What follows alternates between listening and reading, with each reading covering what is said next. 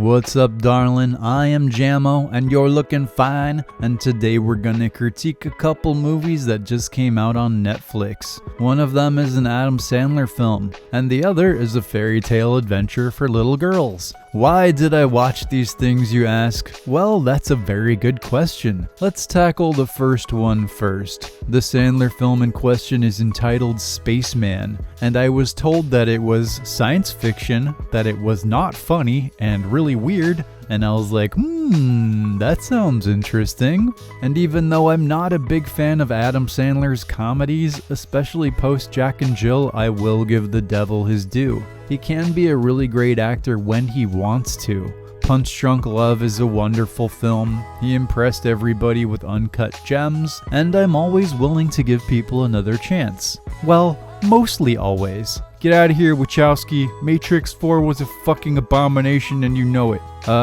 So Spaceman. Adam Sandler plays a dude named Jakob, who is alone on a very claustrophobic spaceship out on the fringes of the solar system, real far away from good old planet Earth, in order to look at some big purple cloud. And he's not doing too hot. His wife hasn't called in a while, she's kinda sick of him, he can't sleep, and his toilet keeps making horrible grinding sounds in the middle of the night. Possibly God's punishment for a lifetime of Taco Bell consumption. I don't know, the reasons are not expressly stated, but you can guess. Now that all sounds pretty bad, right? Especially considering he's basically trapped in a metal box surrounded on all sides by the uncaring black vacuum of space. Well, it turns out any situation can get worse because one day he wakes up to find he has company. No, it's not space Mormons, it's a giant space tarantula who calmly talks to him in the voice of Paul Dano. I'm not kidding you guys, this is the movie. They become friends, and the Paul Dano spider helps Adam Sandler understand how he screwed up with his marriage and ultimately to accept his flaws as a person. And as we stated initially, this is not a comedy. The whole thing plays like a sci-fi film from the 70s or 80s, with a slow pace and a sad, dreamy tone. But is Spaceman any good? What is the Jammo critique? Well, I'm in the middle. I really respect the attempt here to make something different, especially considering it's an Adam Sandler film, but the problem is that the movie relies on you buying into a pretty vapid philosophy.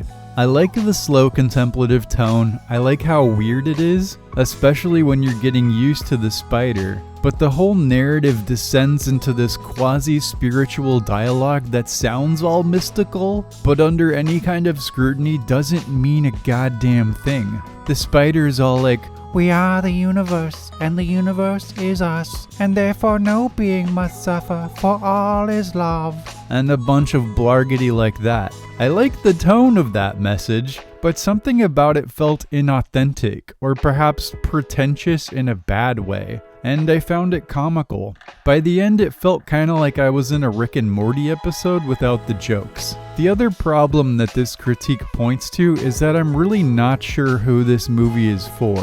Let's face it, a lot of people will turn this on because it stars Adam Sandler, and a vast portion of that audience will be horribly confused or bored or both. But at the same time, it's just not quite smart enough or weird enough to capture the hearts of the gonzo audience. Regardless of all that though, I do think the film deserves a shot, if only because it's something unique, and I support Adam Sandler making real movies, because he does have dramatic talent. Like I said, I respect the attempt, and in a world of movies like Damsel, that should be applauded. And yes, I also watched Damsel. Yes, I'm serious, I actually did, and yes, sort of as a joke. I didn't really anticipate getting past the first 20 minutes, but I thought I'd give it the old college try since I have a soft spot for fantasy, action, adventure thingamadoodles. And it was also directed by Juan Fresnadillo, who made 28 Weeks Later, and I like that movie. Unfortunately though, Damsel is pretty much trash. I did watch the whole thing, and it wasn't hateful to watch. It didn't make me want to crawl out of my skin in hatred like Rebel Moon, but it was lifeless, cheesy, generic, predictable, cliche, and ultimately I found it very difficult to stay awake. The story is about a girl played by Millie Bobby Brown who, I'm just gonna be real with you, I'm not a big fan of her performances. Something about her just feels shallow, no matter the movie. It's like she always plays the same character with this underwriting smugness that's really off-putting. Anyway, her character in Damsel, whose name I have forgotten, marries into a wealthy kingdom, but then is immediately sacrificed to a dragon because whatever, fairy tale reasons. But she escapes, baby, cause she's no damsel, she don't need no man to rescue her, and she'll take down that dragon cause she's a cool princess girl boss, and blah, blah, blah. You know exactly what it is, especially if you saw that trailer. Which is fine in theory, you know? You kinda just have to accept things for what they are sometimes. And I like to think I can appreciate anything if it's well done. But this movie just fails. The problems are everything.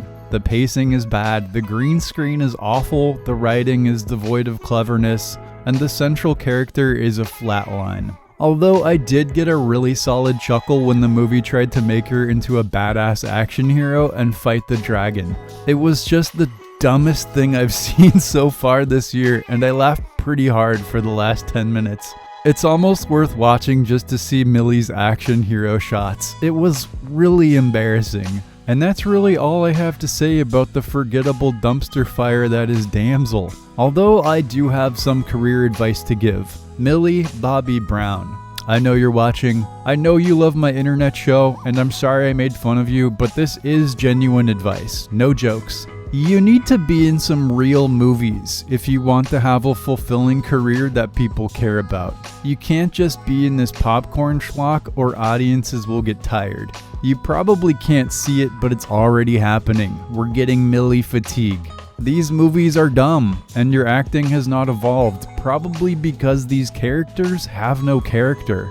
And the grim reality of life is that youth doesn't last very long. I get it, you're riding a high wave, but if you don't challenge yourself, your career will crash and burn. Sooner rather than later. And Damsel sure isn't gonna help matters. Although, who am I to talk, right? I'm in my mid-30s and spend my time making YouTube videos for like 12 people. So, you know, take it all with a grain of salt. And that's it for today. That's our Netflix double feature. Thanks for watching. Peace, love, and Dragonfire. And hopefully, I'll see you in the next one.